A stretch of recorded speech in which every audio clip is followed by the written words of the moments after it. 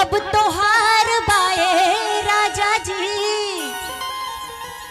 अरे लोढ़ा चलावे के ड्यूटी कहतड़ी की भर सावन बड़ा मजे से नहैनी है और जन हम काम कैनी है उहे आप काम करी और हमरो भी दिन आ गइल बा। कहल जाला ना कि कबो तोहार दिन तो कबो हमार दिन।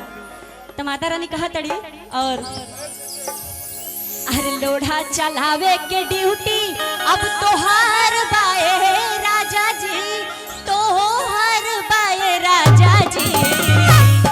अरे हम तो चलनी बघवा मोर तैयार बाए राजा जी, हम तो चलनी बघवा मोर तैयार बाए लोढ़ा चलावे के ड्यूटी अब तोहार बाए राजा जी।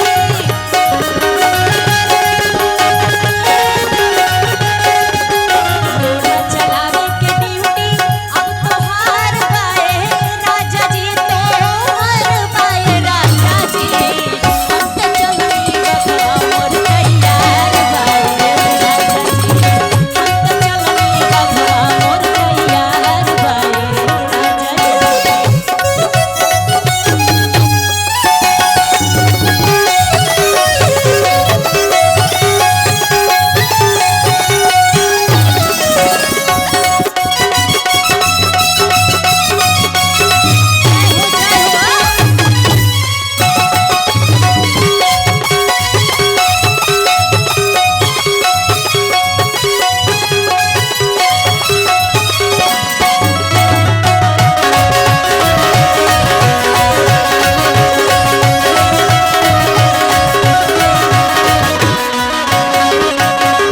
पहुंची पंडाल बीचे मूर्ति में पैसब पिया, भगती गणेश खातिर लड्डू बनवले पिया।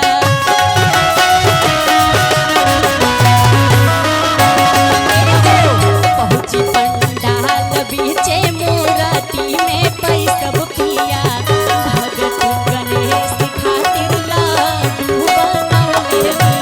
भोले ले अपना सेवकन ला भंडार बाए राजा जी, भोले ला अपना सेवकन ला भंडार बाए राजा जी, भंडार बाए राजा जी। हम त चलनी हो हम त चलनी बघवा मोर तैयार बाए राजा जी, हम त चलनी बघवा मोर तैयार बाए राजा जी।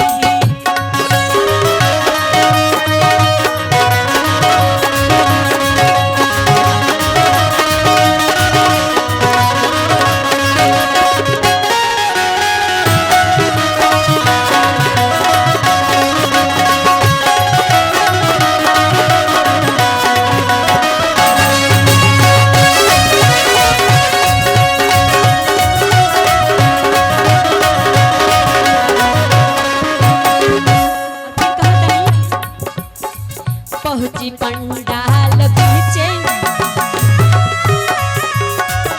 हमरे ला भूखल बढ़ुए नवा दीना सेवका स्वामी।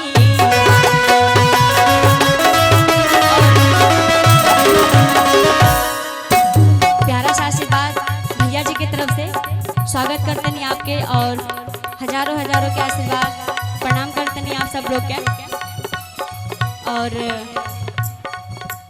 स्वागत बा आप सबके प्रणाम बा। और कैसे कहा तड़ी माता रानी हमरो ला भूखल बढ़ुए नवा दीना सेवका स्वामी।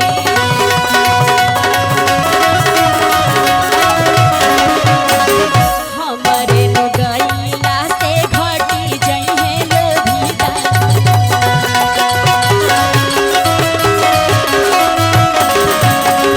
हमरे ला भूखल बढ़ुए नवा दीना सेवका स्वामी। हमरे नु गईला से घटी जइहे लोभिता। और अरे छाती पकल सा धइले परिवार बाए राजा जी। और देखी बड़ा खुशी की बात बा, ऐसे ना रुकी रुकी रुकी आशीर्वाद भी ले लेवे दी। और देखी गोड़ से के गोड़ लागत नहीं अपना कमलेश्वर बाबा जी के।